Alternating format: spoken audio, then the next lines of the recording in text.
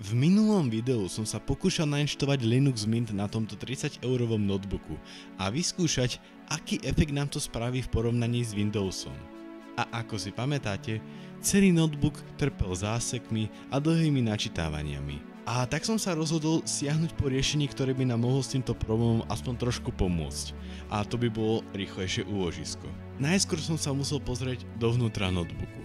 To spravíte tým, že vyšrobujete viditeľné skrutky, potom skrutky pod gumenými nožičkami a neskôr sa musíte silou podrývať pod dekou notebooku. Keď sa nám to podarí, tak uvidíme rámku, procesor, celú dosku a konečne aj naše úložisko. Ako som zistil, tak úložisko tohto notebooku vôbec nie je eMMC, ale je to normálne HDD, čo úplne vysvetľuje problém s rýchlosťou. A tým, že to nie je príbytok k notebooku, znamená to, že môžeme ho vymeniť za SSD. A tak som našiel najlacnejšie SSDčko, aké som mohol, a za cca 15 € som ho dostal aj s dopravou. A tak len vymeníme HDD za SSD a šup, je tam. Už iba všetko priskrutkujeme. Na fair porovnávanie by sme mali začať Windowsom, aby sme mohli vidieť, ako moc dokáže zrýchliť SSD aj Windowsový setup. A tak som si našiel od Microsoftu nejakú verziu Windows 10. A potom ma to nechcel poriadne pustiť bez toho, aby som zapredal Microsoftu všetky svoje osobné údaje. Vyžadovalo to najskôr Microsoft účet, ale potom chcel potvrdenie, že nie som dieťa, ale som rodič. Snažil som sa to obísť pomocou Bypass NRO, ale nefungovalo to. Nechcel som ísť touto cestou, keď celý Windows aj tak zmažem za hodinu dve používania. A tak som našiel, že pokiaľ chcete Windows bez takéhoto zapredávania informácií, tak si musíte nájsť Enterprise edíciu a nie Home edíciu. A tak som po druhýkrát nainštaloval Windows a voilà, sme tu. Niekoľkokrát rýchlejšie sa to načítalo.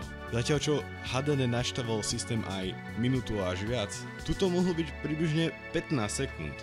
Vyskúšal som na začiatok YouTube, konkrétne moje 360 stupňové creepypasty. Prišlo mi, že otáčanie sa v priestore pôsobilo responsívnejšie a video celkovo načítavalo rýchlejšie, dokonca aj webové surfovanie bolo svížnejšie. Čo sa týka Left 4 Dead 2, tak recommended setting mi hodilo opäť vyššie než na low. A tak som to pekne dal všetko na low a vyskúšal som to. Načítavanie, aj keď nie o veľmi, mi prišlo o niečo rýchlejšie. Samotná hra však nemala o moc zlepšený výkon. Vedel by som vyzdvihnúť jediné plus, a to, že zaseky sa tam nenachádzali ako na HDDčku, alebo boli aspoň menšie. Na odporúčaných nastaveniach to bežalo horšie aj s občasnými zásekmi. Čo sa týka Blenderu, tak to isté čo minule.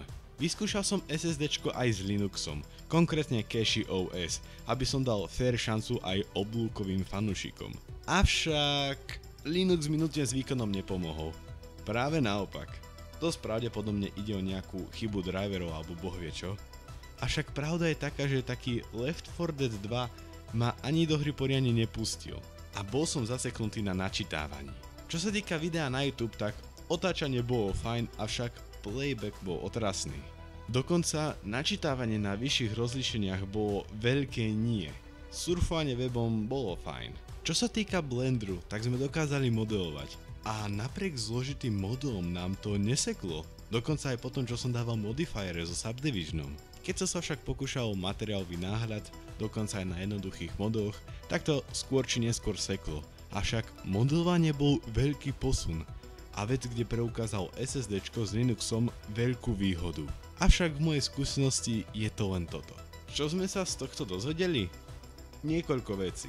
SSD naozaj zrýchluje systém a robí ho svížnejším. Avšak vám to kompletne nemusí pomôcť, ak vás držia naspäť ostatné komponenty. Čo sa týka Linuxu, tak to nebol ten vyhľadzovač nepotrebného bloatu, ktorý mi odľahčí notebook a pôjde bez silnejšieho zaťaženia. Naopak, pokiaľ sa nepostaráte o drivere a potrebné úpravy, môžete skončiť s horším výkonom a fungovaním. Išiel som k tomuto celému ako amatér, takže expert by možno lepšie dokázal preukázať benefity SSDčka alebo silu Linuxu na starších alebo lacnejších strojoch oproti Windowsu. Takto však nejak môže vyzerať bežná skúsenosť. Pokiaľ máte nejaké nápady, čo by som mohol skúsiť, kľudne píšte do komentov. Ja sa zatiaľ lúčim a čaute.